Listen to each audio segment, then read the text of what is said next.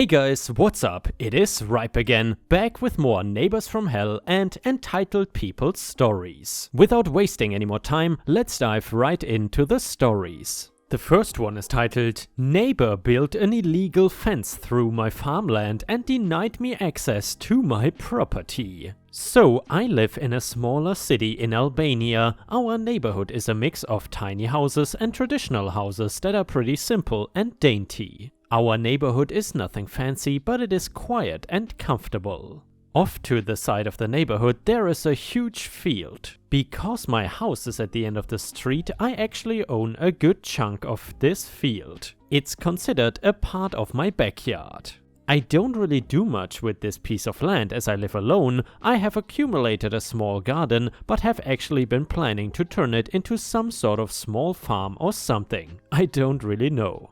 In this part of town, you cannot build fences on your property because we are a small village basically and kind of out in the country. The general rule is that everyone should have access to go in and out of the land as they please. You must get permission to build any kind of gate and/or fence and must have a valid reason. For example, if you are living on a big piece of property and decide to start a farm, you can plan with the city on how to properly build and install the fence. But other than reasons like that, you cannot have a fence. So there is this old guy who lives in the neighborhood who is always causing problems. He is known to not be so friendly and to do weird things just to make some quick money. It came to several of the neighbors' attention that he was wanting to buy a part of the field that sat at the end of the street. His house was behind mine and was the second closest to the field. Our houses sat in a sort of zigzag formation, so even though I was closer to the field, he also had access to it. The issue is that he wanted to buy a part of the field, a bigger piece than I owned, and build more small houses and then rent them out. Now, I hate to sound like older generations, but this would just crowd up the neighborhood so much.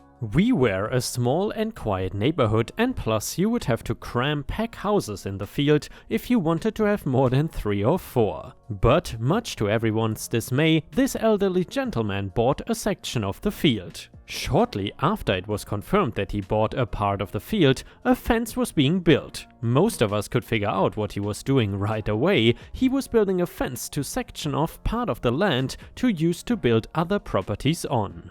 However, with the way that he was building this fence, I could not enter any part of the land that I actually owned unless it was through a small pathway next to my house. I was obviously terribly upset about this because I knew 2 things. Number 1, the fence he was building was surely illegal. There was no way in hell that the city would approve of it. And number 2, he was building this fence for his own benefit through my property, not for the neighborhood nor his neighbors. So, although it may seem petty or extreme, me and another neighbor got together and cut down his fence. We knew that he would not call authorities on us because that would mean he would have to admit he did not have the proper permits or licenses for the fence. So we figured we would tear down the fence, throw the scraps away and be done with it. However, much to our surprise, the guy actually did not say anything to us and started up the production of his fence once again. This time we were going to take more action and with a way that we knew he would not be able to rebuild it. One of the neighbors across the streets assisted in running a farm across town. Because of this, he had some connections and was able to get his hands on some manure. He dumped the manure along the fence line on my property and made sure it was right up against the entitled neighbor's fence. The smell was sure to be awful, but on top of that we reported to the police that we thought an illegal fence was being set up.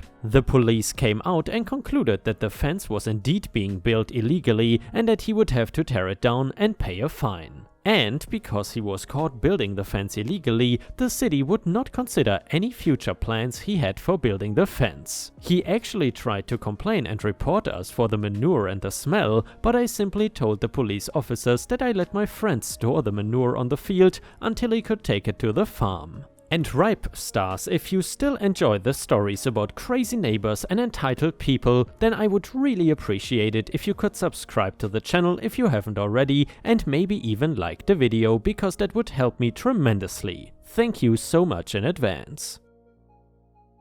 The next one is titled Just Following Directions Here. This happened around the early 2000s when I was working for my uncle's fencing company. So, customer a-hole purchased a newly constructed home, cookie cutter, everything builder grade, the land plots were divided only by fluorescent orange marking spray paint, which is hardly official. My uncle submitted a bid per customer A's request and we got the project. We had the lowest bid, around $1,200 lower than the competition. The caveat: we collect full payment upfront, not a deal breaker for customers as we accept credit card payments, this way both parties are protected from fraud. During that time my uncle had just left his previous job as a land surveyor, his specialty property line surveying. The estimated property line marked by the above mentioned orange spray paint was nearly 2 feet off on one side of customer A's property. My uncle makes the necessary adjustments and markings and we start digging the post holes. Customer A makes a surprise job site visit/inspection. He sees our post holes and turns beet red. He rushes towards us and starts dropping F-bombs left and right. "What the F are you idiots doing? You're giving away a part of my property to my neighbor. Can't you guys see the bright orange marking on the dirt? I want you geniuses to fill up these holes ASAP and dig right where the orange lines are. I want my fence directly on top of the orange lines." I just about lost it and was about to get in customer A's face. My uncle stops me and he tries to explain. "The orange lines are off." Customer A: "I'm the one paying here, not you, so you follow my effing directions." Uncle: "Please let me explain." Customer A: No, I have paid you in full. You're not paid to explain. You're paid to build my fence directly exactly the way I want it, where I want it, and this conversation is over." He drives off and my uncle looks at me with a malicious smile. "OP, let's grab an early lunch and then we will give him what he wants." I shrug. Over lunch he calls my aunt, his secretary, to have her draft a new JOC/work order, aka contract. In it, it's explicitly and officially noted that the fence will be erected 22 inches east of the official property line and that the customer will shoulder full responsibility and liability should a conflict arise either with their future new neighbor, the home next door was still unsold at that point, or any other party. My aunt emails the contract to customer A, my uncle and I have our 2 martini lunch hour, aunt calls and says customer A has signed and emailed the new contract back to her. And now that we have a paper trail, we go back to the site and continue working. That same afternoon, customer A pays us another visit and says, "Just checking to see if you decided to follow my instructions. You idiots didn't wait for me to sign the new contract before resuming work, did you?" Me? We sure did. As he turned around to leave, I can hear him mouth something of, "Effin' idiots." Upon completion, 3 days later he signs off that the work was satisfactory. He was still in a-hole mode, refusing to acknowledge either my uncle or I when we thanked him for his business. 4 months later he contacts my uncle again, requesting for him to bid on a new project. And yeah, you guessed it, to move the existing fence on top of the official property line. We gave him an unreasonably high bid and still secured the project. This time around he was a teddy bear throughout the entire project. The next one is titled The Most Entitled Karen Ever. I gave birth to my daughter on Tuesday and then was released on Thursday. On Thursday we saw our pediatrician after being released from the hospital. It turns out my daughter's bilirubin jaundice levels were highish. She was born at 37 weeks due to me having pre-eclampsia, so she's technically early to the doctors and they are being precautious in checking her levels don't get into a dangerous level. Since Thursday we've had to go to the pediatrician/hospital on the weekend since doctors' offices are closed to get her blood drawn to keep checking. On Saturday we had a doctor's order prescription to have her blood drawn at the lab but had to be taken and wait in the ER. There were 3 to 4 people sitting in the ER when we arrived. Get checked in, my fiance and I sit waiting to be registered. The ER desk worker recognized us from the other day, I guess from when I was in the hospital giving birth, and asked about us and my daughter. How she is, how many days she is, why she is here, etc. I would also like to point out that my daughter is extremely quiet for a newborn as well, literally never made a peep in the waiting room. The registration woman comes out with that rolling cart not even 2 minutes later, walks over to us and begins the process when old lady Karen pipes up, who was on the other side of the woman. "I've been waiting 2 hours. Check me in first." 1. That has to be completely false due to how quickly the woman came out to us and how that the ER currently was. 2. She literally cut the woman off as she's asking us questions, which is rude regardless. Don't get me wrong, I can understand it being annoying, someone getting attention before you when you were there first, but there are nicer and politer ways of going about it. The registration woman gave the woman a look and then to me sympathetically. My daughter was not fuzzy or anything, so I had no problem waiting, gave her a small nod as if to say, I understand. And then the woman began checking in Karen.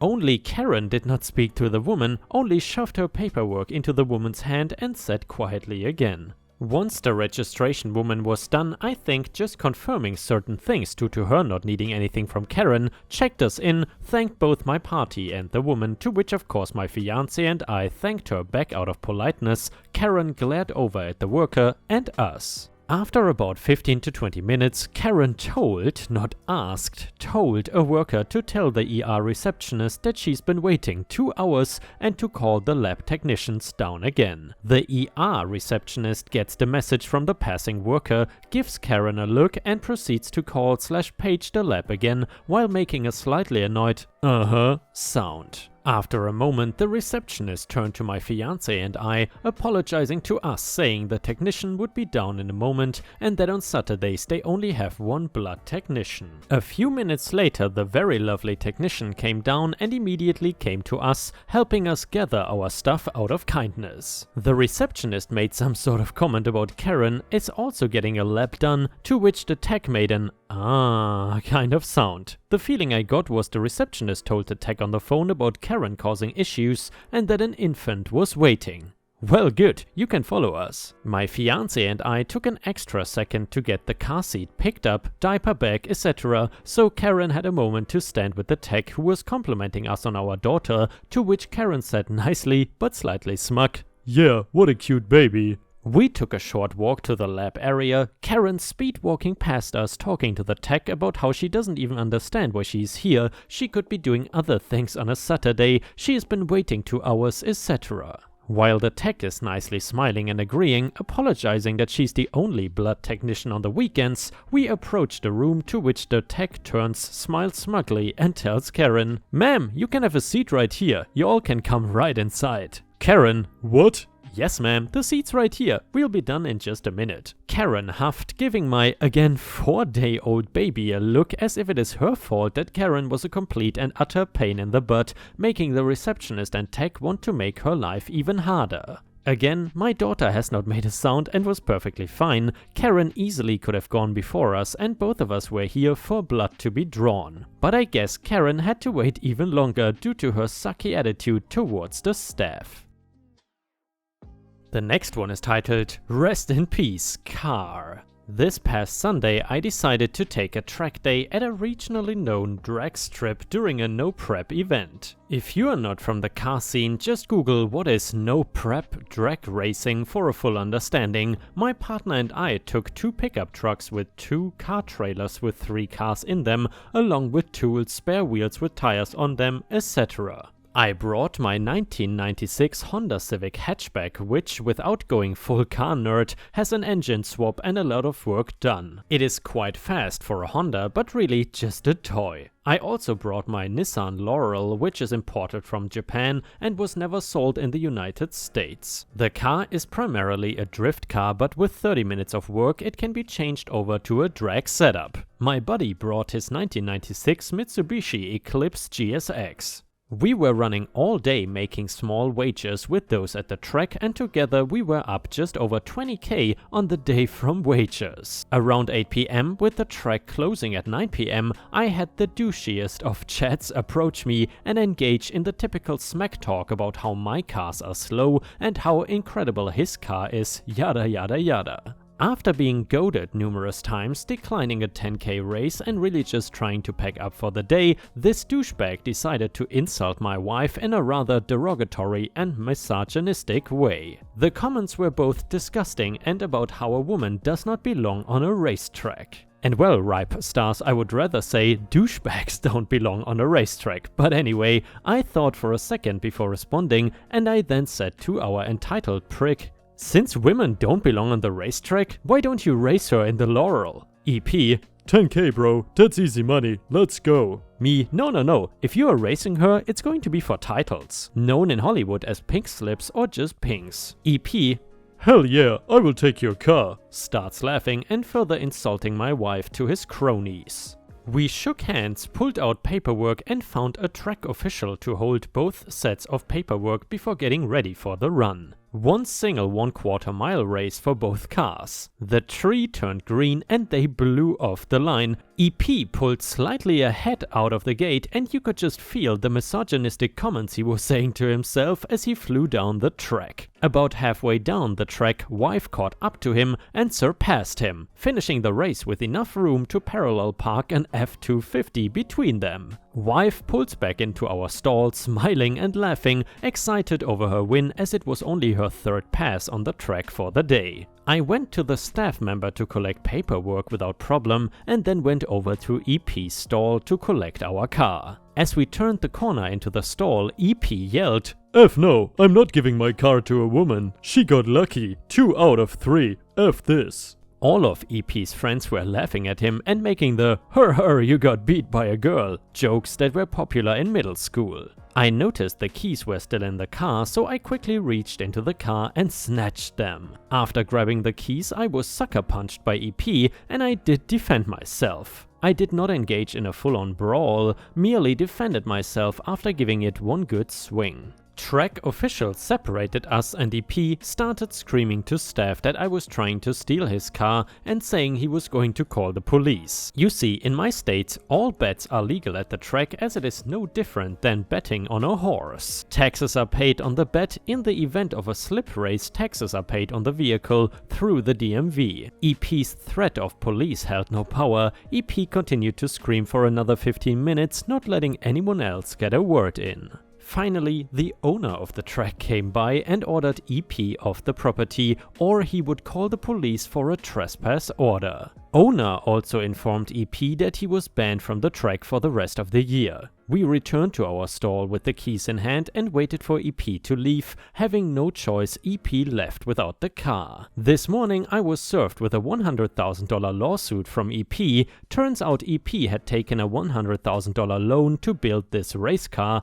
and still owes almost all of it. According to his suit, the loan was taken in July of last year. EP not only lost the race fair and square which he knowingly bet his car on, but decided to litigate against me, not wife. I can only assume this is due to EP's blind rage and misogyny. Before anyone asks, EP lost a 1969 Pontiac GTO, oh my god guys, with a specialty engine in it from Texas Speed and a whole lot of other engine upgrades. The engine alone retails for $45,000. Checking the price of a stock 69 GTO, they seem to be anywhere between 60 to 70k. So I would assume this car is worth $75,000 to $80,000. I'll be posting photos of the wife and cars in the comments as I wouldn't be allowed to embed links in the post. This douchebag is going to be a gigantic headache, I can already tell. Any advice would be appreciated.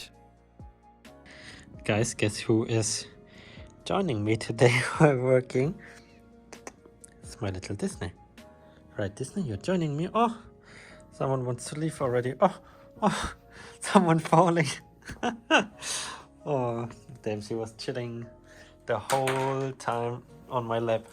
And now when you guys joined in, she left, right? I don't know where you leave Disney. Don't leave me, Disney. Oh, sure, of course, she needs to go to her room. Of course, time for some snacks. Right, Disney, time for the snacks. Damn guys, she was watching YouTube videos with me. And then you guys came, and now she wants to leave me. I guess you cannot have both. You cannot have a big YouTube audience and a cat that loves you. Or maybe you can, who knows? Right, Disney. Meow. Curious if anybody can imitate the meows perfectly. Curious if any human can do that. So that cats are fooled into thinking it's a real cat. Oh, you chill near the water. No, Disney, we have to go back to my room. It's too hot here. Or you want to stay here with the AC? Disney. No, Disney, we have to go back to my room.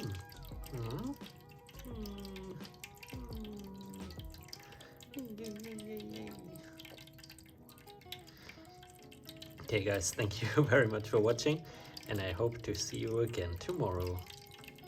And Ripe stars, with this we have reached the end of the video. However, if you still cannot get enough of my content, then I would highly suggest to check out my endless binge watch playlist, which will soon show up in the left corner of the screen. In addition, I would really appreciate it if you could not only subscribe to the channel, but also turn on the bell notifications, which you can do by clicking on the little bell icon right next to the subscribe button. This will help my channel tremendously, and this will make sure that you don't miss any of my videos. Furthermore, if you want to see additional Ripe content that I don't post on YouTube, then I would suggest to head on over to patreon.com/ripeyoutube for more than 50 exclusive videos that you will not see anywhere else. Thank you so much for your amazing daily support, and I hope to see you again tomorrow.